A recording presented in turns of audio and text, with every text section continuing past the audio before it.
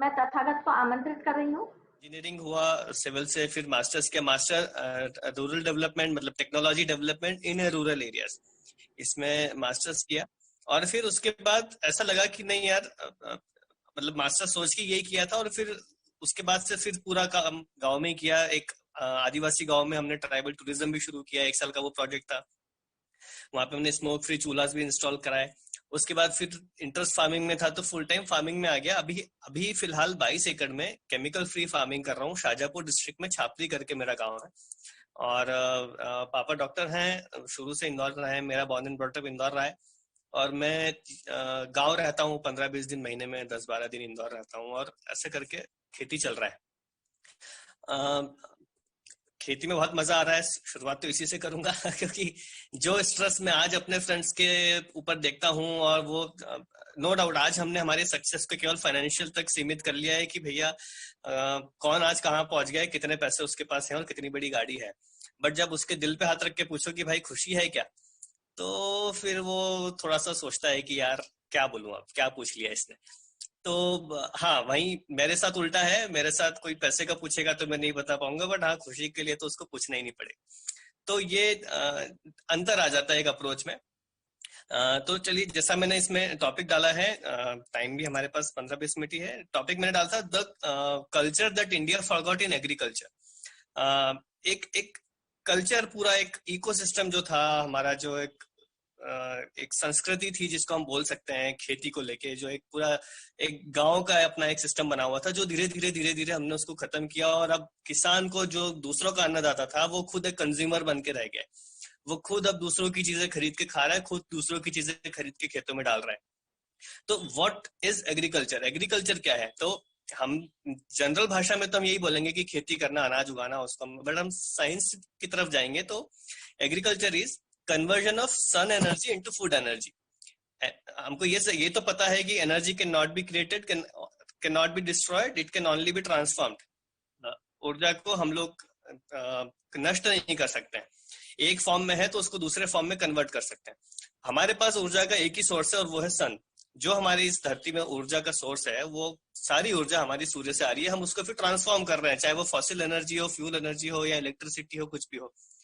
तो हमने सूर्य ऊर्जा को पौधों ने ग्रहण किया, और उस पौधों ने उसको खाना बनाया, और उस खाने को हमने ग्रहण किया। तो सबसे पहला तो ये कि एग्रीकल्चर मतलब सन एनर्जी को हमने फूड एनर्जी में कन्वर्ट किया। अभी ये हो रहा है धीरे धीरे कि हम लोग एक मोनोक्रॉपिंग पैटर्न पे जा रहे हैं, और उस कन्वर्जन को हम लोग अच्छे से कर नहीं पा रहे हैं। तो टू बिगिन विथ एनर्जी पे शुरू किया। अब हम आते हैं कि फार्मिंग क्या है। फार्मिंग हम लोग जमीन पे करते हैं। जमीन को हम माँ, और मैम तो बहुत अच्छे से उसको कनेक्ट कर पाएंगे। हम लोग हम इंसानों को उससे अलग क्यों माने? इंसान जब घर में हमारे यहाँ हमको पता चलता है कि हमारे बहन के यहाँ या पत्नी के यहाँ खुशखबरी आई है, बच्चा आने वाला है, तो आप सब लोग एग्री करेंगे, हम जैसे ही हमको पता चलता है, हम पहले दिन से उस गर्भवती महिला के लिए, चाहे वो पत्नी हो या बहन हो, हम लोग उसका खान पान, उसका देख रेख, उसका सब कुछ शुरू कर देते हैं। हम लोग आने वाले पूरे 9 महीने उसको बहुत अच्छे से खिलाते हैं, बहुत अच्छे से उसका ध्यान रखते हैं, इसलिए कि आने वाला जो बच्चा है वो बहुत हष्ट पुष्ट और स्वस्थ पैदा हो। ये हो गई। अब इसको हम लोग खेती से कंपेयर करें। धरती है, जमीन है, जमीन में हम बीज डालते हैं, बीज पैदा होता है। तो जमीन का बच्चा कौन हो गया? धरती माँ का बच्चा हो गया वो पौधा, जो उसकी कोख में से पैदा हुआ है। और अब हम क्या कर रहे हैं, उसके पैदा होने के बाद उस बच्चे के ऊपर दे दवा, दे स्प्रे, दे दवाई, ये जहर, वो जहर। हमारे केस में, इंसानों के केस में, जब बच्चा पैदा होना होता है तो हम माँ को खिलाते हैं। और धरती के केस में जब बच्चा पैदा होने वाला होता है तो बच्चा जो निकल रहा है उसके ऊपर डालते हैं। वो धरती बेचारी ऐसी पड़ी रहती है। मेरा ये कहना है कि हमें उस धरती माँ को खिलाना है, उस धरती माँ का ध्यान रखना है। उसको जो जरूरत है वो दीजिए आप। उस बच्चे का ध्यान तो वो खुद रखेगी ना। एक माँ से बढ़ के अपने बच्चे का ध्यान कौन रखेगा, आप बताएं। तो आप उस धरती का ध्यान रखिए, आप उस धरती को खिलाइए, उस धरती की जो जरूरत है वो पूरी करिए। उसके बाद वो अपने बच्चे का ध्यान हमसे ज्यादा अच्छे से तरीके से रखेगी। उस हमसे ज्यादा उसमें रेजिस्टेंस क्रिएट करेगी किसी भी बीमारी या दवा या कीड़े से, अटैक से लड़ने के लिए। तो कहीं ना कहीं हमको वो जो साइकिल है, वो हमने उस साइकिल को पूरी तरीके से डिस्टर्ब कर दिया है। तो जो कल्चर था एग्रीकल्चर में, जो एक बना हुआ था, वो हमने उस सिस्टम को अब आप बताइए, नेक्स्ट कॉन्सेप्ट जो मैं मानता हूँ वो ये है, जो मैंने सोचा था, हैप्पीनेस साइकिल। आप बताइए, हमारे घर में हमारी माँ यदि खाना बना रही है और यदि उसका मन अच्छा नहीं है तो उस खाने में स्वाद अच्छा नहीं आएगा। और ये साइंस ने प्रूव कर दिया है, मैं जब शेयर करूंगा तो उसमें देयर आर लिंक्स। साइंस ने प्रूव किया है कि वो उसमें स्वाद आपको नहीं आएगा, बुरा लगेगा। यदि वो खुश है तो आपको वो पूरा खाना अच्छा लगेगा, बहुत स्वादिष्ट लगेगा और बहुत अच्छे मन से आप खाएंगे। तो क्या ये खाना पकाने तक सीमित है? क्या वो ठेले वाला जो आपके यहाँ वो सब्जी लेके आया, यदि वो दुखी है तो उसकी एनर्जी उस अनाज में या उस सब्जी में नहीं गई क्या? उसके घर में कोई बीमार है, उसका बच्चा आज स्कूल नहीं जा पा रहा है, उसके पास यूनिफॉर्म नहीं है, वो रो रो के घर आ रहा है और वही भाव के साथ वो सब्जी का ठेला रोड पे धका रहा है, उस भाव वो सब सब्जी में जा रहा है और अब आप उसको खरीद के पका रहे हैं। पकाने वाला कितना ही खुश हो, यदि वो सब्जी वाले का भाव अच्छा नहीं है तो वो सब्जी में वो भाव आया। एक कदम और पीछे जाते हैं, वो सब्जी वाला कहाँ से लाया? उस किसान से सब्जी लेके आया। उस किसान को यदि उस सब्जी का दाम ठीक नहीं मिला तो उसने बददुआएं दी। उसने उस खेत में जहां पे वो सब्जियां उगाई, उस खेत में यदि उसने जहर का स्प्रे किया है तो उस पौधे ने क्या दुआई दी होगी? उस पौधे के ऊपर भी आप जहर डाल रहे हैं, उस पौधे पे भी आप दवाई डाल रहे हैं और उस पौधे से उम्मीद कर रहे हैं कि ये अच्छे गुण वाली हमको सब्जियां दे। तो ये कैसे हो सकता है? तो ये पूरा एक साइकिल है, जैसा हम फूड साइकिल मानते हैं वैसा एक हैप्पीनेस साइकिल है। हमको हमारे धरती माँ को खुश रखना पड़ेगा, जहर नहीं डालना है उसमें। वो जो अनाज पैदा होगा वो अच्छा खुशी वाला पैदा होगा। हमको उस किसान को खुश रखना है ताकि वो अच्छे मन से उसको उगाए। हमको उस मजदूर को खुश रखना है जो उस खेत में काम करता है। हमको उस ठेले वाले को खुश रखना है जो हमारे घर सब्जी लेके आ रहा है। हमको उस इंसान को खुश रखना है जो उस खाने को पका रहा है। तब जाके वो सारी एनर्जीज, एक कॉस्मिक एनर्जी क्रिएट होगी और वो एनर्जी फिर हमको एक पॉजिटिव वे में हम लोग उसको ग्रहण करेंगे और वो फिर एनर्जी हमारे अंदर, हमारे बॉडी में, हमारे थॉट प्रोसेस में, हमारे बॉडी के रिएक्शंस में, हमारे सब जगह वो रिएक्ट होगी। तो कहीं ना कहीं इस पूरे साइकिल को हमको खुश रखना जरूरी है। अब वो आपके और मेरे हाथ में है कि हम उसको कैसे करते हैं। मैंने एक कोशिश करी है कि भैया मैं खुद किसान हूँ, अच्छे मन से उगाता हूँ। मेरे घर यहाँ पे जो भी व्यक्ति काम करता है उसको सारी सुविधाएं मिलती हैं। बीज हमारे यहाँ, दवाइयां नहीं डालते हैं, पौधे खेत सब खुश हैं। तो साइकिल पूरा वो खुश होता है और फिर वो सब्जियां या अनाज जो मैं किसी को लाके देता हूँ तो मुझे पता रहता है कि इसमें पूरी पॉजिटिव एनर्जी ही उस व्यक्ति तक जा रही है। तो ये कोशिश, और भी बहुत तरीके हो सकते हैं। हम हमारे पास के कोई भी एक किसान से मिले हैं, उस किसान से हम लोग बोले कि भैया हमारे लिए तू इस तरह की चीजें कर और हम तुमको पैसा देंगे, तो वो एक अलग चीज होगी। बट एक धरती को हमको माँ मान के उसमें जहर नहीं डालना है, एक वो चीज, ताकि वो अपने बच्चों का भरण पोषण खुद से कर सके। और दूसरा हैप्पीनेस साइकिल, हमको इस पूरे साइकिल को खुश रखना है। अब हम आते हैं हिस्ट्री में कि खेती जो है आज की स्थिति में पहुंची कैसे। सो ये पूरा आया है, ये रोमांटिसिज्म ऑफ कंज्यूमरिज्म। मतलब हम लोग जो है कंज्यूमर बन गए। आज आज आप हमारे खुद के घरों में आप देखिए, हमारे जो दादाजी थे, मतलब मेरे दादाजी या आपके माता पिताजी, आप देखेंगे कि मुश्किल से चार पांच जोड़ कपड़े, दिवाली पे 2 जोड़ नए कपड़े खरीदे तो पुराने 2 जोड़ किसी को तुरंत दे देते थे और उन 5 जोड़ कपड़ों में पूरा साल निकलता था। आज हम 20, 25, 50 लोग जो हैं, इनमें एक भी ऐसा व्यक्ति नहीं होगा जो अपना साल 5 कपड़ों में निकालता है। तो ये कंज्यूमरिज्म हो गया। हर एक के पास एक कार है, हर एक के पास 2 मोटरसाइकिल है और हर एक के पास एक अपना मकान है या फ्लैट है या जो भी किराए से रह रहा है। कंज्यूमरिज्म, हम चाहते हैं कि उपभोग कर रहे हैं, ज्यादा से ज्यादा उपभोग करें। तो क्या हम उपभोग में लगे रहें और किसान उपभोग न करे? ये कैसे हो सकता है? आप किसी को भी एक सस्ता और आसान रास्ता दिखाएंगे तो वो तुरंत उस पर स्विच मारेगा। कौन गाय पाले, कौन बैल पाले, कौन बैल से धीरे धीरे तक करके खेती करे, गोबर का खाद डाले। 1 बीघा में 6 ट्राली गोबर खाद डालना पड़ेगा, उसकी जगह में एक 50 किलो की बोरी लाके डाल दूं, वही काम करेगा। तो वो 50 किलो की बोरी लाके डाल देता है, आसान हो गया। मेरी प्रोडक्शन कॉस्ट कम आएगी तो मैं उसको सस्ते में बेच पाऊंगा, तो जो महंगा दे रहा है उसका वैसी मार्केट पिट जाएगा। तो ये कहीं ना कहीं कम से कम लागत में ज्यादा से ज्यादा मुनाफा निकालना, जो हमको एक इकोनॉमिक्स ने सिखाया, बिजनेस ने सिखाया, ग्लोबलाइजेशन ने सिखाया, ये केवल इंडस्ट्रीज और बिजनेस में ना आते हुए खेती तक उतर आया और उसने वहां जाके पूरा कबाड़ा कर दिया। तो खेती को हम लोग ब्रॉड तरीके से हम लोग बांटे तो 2 फाड़ होते हैं। एक होता है उसका श्रम मूल्य। पहले क्या होता था कि श्रम मूल्य बहुत ज्यादा था। मतलब आपके पास गाय है, गाय का दूध है, गाय के दूध से आपने दही और घी बनाया, उससे जो छाछ निकला उस छाछ से आपने खेत की दवा बनाई और उस दवा से आपने खेत में स्प्रे किया जिससे आपके कीड़े न लगे, ठीक है। ये तो गाय की लिंक हो गई। उसके गोबर से आपने खाद बनाया, वो खाद खेत में डाला। उसके जो बछड़े हुए, उसमें जो बैल बना, उस बैल से आपने खेती की। आपका डीजल ट्रैक्टर कुछ नहीं लग रहा है। बीज आपका खुद का है, जीएम मॉडिफाइड नहीं है आपका, उसमें कुछ भी हाइब्रिड कैरेक्टर नहीं है, देसी बीज है। आज अपन ने 100 किलो लगाया, 1000 किलो पैदा हुआ, उसमें से 100 किलो वापस रख लिया, 900 किलो बाजार में बेच दिया। बीज अपना खुद का घर का सालों से चला आ रहा है। अपना बांस की टोकरी बना ली, लकड़ी का हल है, उसके बाद खली में से तेल, खगानी में से तेल निकाल लिया। मतलब आप बात करें, और वो उसके घर में होती थी, उसको कहीं भी किसी भी चीज के लिए बाजार नहीं जाना पड़ता था। बट इसमें लागत मूल्य 0 हो गया, पर श्रम मूल्य उसका 100 हो गया। अब हमने क्या किया, कंज्यूमरिज्म किसान का बढ़ाने के लिए हमने उसको बोला कि तू इतनी मेहनत क्यों करता है, तू आसान काम कर, तू क्यों गाय पालता है, तू क्यों बैल से खेती करता है, तू ट्रैक्टर खरीद ये ले, तू ये 50 रुपए का इसमें डीजल डालेगा तो तेरा इतना काम हो जाएगा, उतना काम हो जाएगा, तेरे को रोज सुबह से उठाना नहीं पड़ेगा, आराम से खेती हो जाएगी, दिन रात जो काम 4 घंटे में होता है वो 15 मिनट में हो जाएगा। तो हाँ यार, अच्छा काम है। तो आपने उसका श्रम मूल्य जो 100 था, श्रम मूल्य उसका आप कम करते गए, उसको आलसी बनाते गए, और उसका लागत मूल्य आप बढ़ाते गए। लागत मूल्य उसका इतना बढ़ा दिया कि उसको पता ही नहीं चला कि जो 0 और 100 का मतलब उसका जो कुल खर्च 100 होता था, वो धीरे धीरे 200, 400, 1000 रुपए कर दिया आपने, बस इसलिए कि तेरे को हम आराम दे रहे हैं, तेरे को इतनी मेहनत नहीं करनी पड़ रही। दूसरा, एक तो ये हो गया कि किसान को हमने मेहनत कम करने का बोला, उसकी वजह से उसकी लागत बढ़ा दी, तो वो उसको खुश हो गया, चलो कम मेहनत में करना पड़ रहा है। दूसरा, लॉन्ग टर्म वो किसान की सोच नहीं है इतनी कि वो आज से 20-30 साल बाद यदि मेरे खेत की मिट्टी उपजाऊ नहीं बची तो मैं करूंगा क्या। तो वो उसकी सोच है, वो डेफिशिट है, वो उसका प्रॉब्लम है। बट जो समझदार आदमी है वही उसको भड़का रहा है, तो वो बेचारा एक बहुत सीधी सोच रखने वाला आदमी क्या करे। दूसरा, ग्लोबलाइजेशन।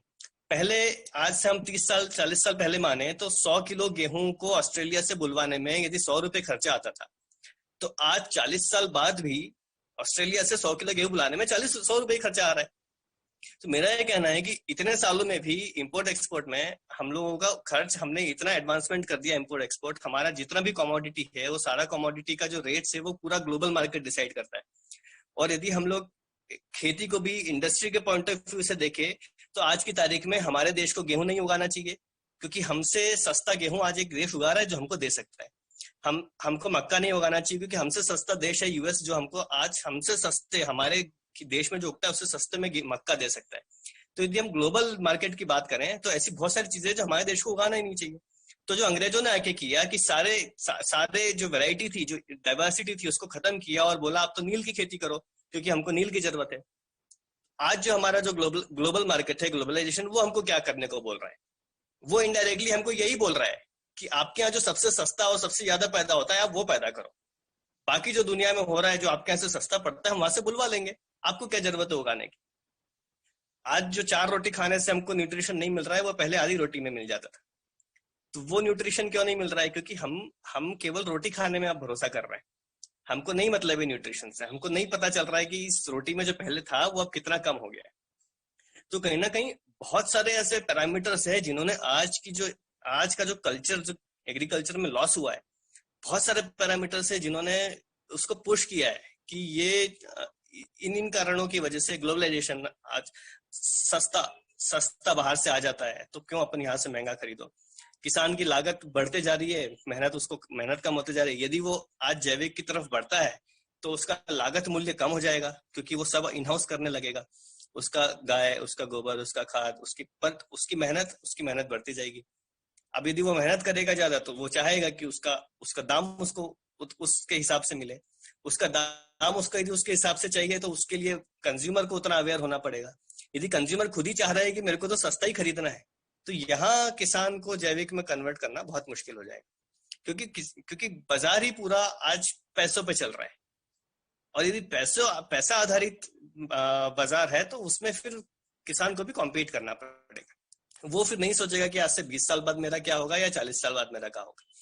तो कहीं ना कहीं डिमांड एंड सप्लाई वाली चीज है, उसको हमको कस्टमर हमको जागरूक होके हमको किसान को पुश करना पड़ेगा कि भैया अब हमका पैसा वैसे का समस्या नहीं है। हम तो आज मैं अपना एग्जांपल दूं, मैं खेती कर रहा हूँ।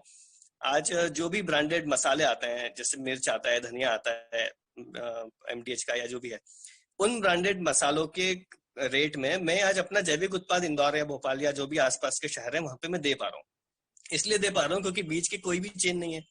वो चेन नहीं है तो मेरा जो रेट है, वो जो रिटेल रेट है वो मुझे पूरा मिल जाता है। तो मेरा जो जैविक में जो पैदावार का कुछ अंतर आया, कुछ जो एक्स्ट्रा खर्चा हुआ, वो सब उसमें निकल जाता है। तो इस तरीके से हमको एज कंज्यूमर भी अवेयर होना पड़ेगा, फार्मर को एज फार्मर अवेयर होना पड़ेगा, और हमको इस पूरे सिस्टम को समझना पड़ेगा कि कहाँ हम क्या क्या चेंज लाके हम किसानों को और जैविक की तरफ अग्रणी कर सकते हैं। तो सबसे पहले हमने एग्रीकल्चर की बात की, फिर हमने धरती की बात की, हैप्पीनेस साइकिल, खेती की दो पार्ट, लागत मूल्य और श्रम मूल्य, इन दोनों पे बात की। कुछ और टॉपिक्स हैं जो फार्मर और कंज्यूमर दोनों साइड से आते हैं। जैसे अब हम लोग यदि हम कोर खेती की बात करें तो उसमें भूमि सुपोषण, भूमि में हम लोगों को पोषण कैसे देना है, उसका उसका खाना हम लोग कैसे उसको वापस पहुंचाएं। उसके बाद बीज संवर्धन, हम लोग कैसे हमारे जो ओरिजिनल बीज थे उनको हम कैसे कंजर्व कर सकते हैं, बीज संवर्धन। उसके बाद मानव या पशु यंत्र चलित हम लोग खेती में कैसे ऐसे यंत्र बना सकते हैं जो इंसान या जानवरों से चले, ताकि हम लोग इन मशीनरी पे डिपेंडेंसी हमारी कम कर पाए। हम लोग ये जो ट्रैक्टर या डीजल चलित जो यंत्र है इन पे हम लोग कैसे कम कर पाए। और फाइनली मूल्यवर्धन किसान का उसके फार्म लेवल पे कैसे हो उसके प्रोडक्ट का। ये सारी चीजें कुछ कुछ हेड्स हैं।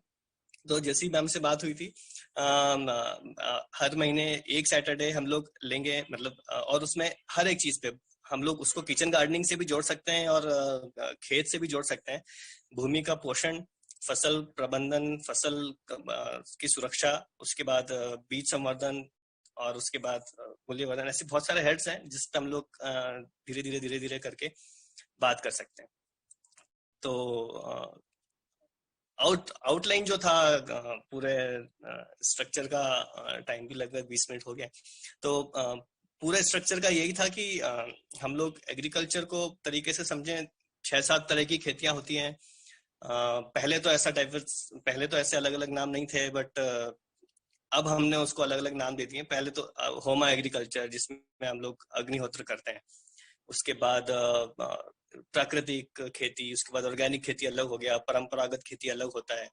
फिर केमिकल फार्मिंग जो अभी सबसे ज्यादा चलन में है वो अलग खेती हो गया। तो इन सब में सब तरह की ये खेती है। जैविक खेती, जितना ज्यादा हम नेचर के साथ काम करेंगे वो उतना ज्यादा हम लोग प्रकृति की तरफ जुड़ते जाएंगे। किसान जो था वो पहले अपने आप में एक डॉक्टर था, वो एक जमीन का डॉक्टर था। उसको पता था कि कौन सी फसल को किस पोषण की जरूरत है, और उसके बाजू में ये फसल लगाने से, जैसे मैंने इस बार हल्दी के साथ लाल तुअर लगाया, लाल तुअर के साथ उड़द लगाया। क्या होता है कि लाल तुअर को उसके साथ उड़द के साथ मक्का लगाया। मक्का जो है, मक्का को बहुत ज्यादा नाइट्रोजन की जरूरत है, वो बहुत ज्यादा यूरिया जमीन में से खींचता है।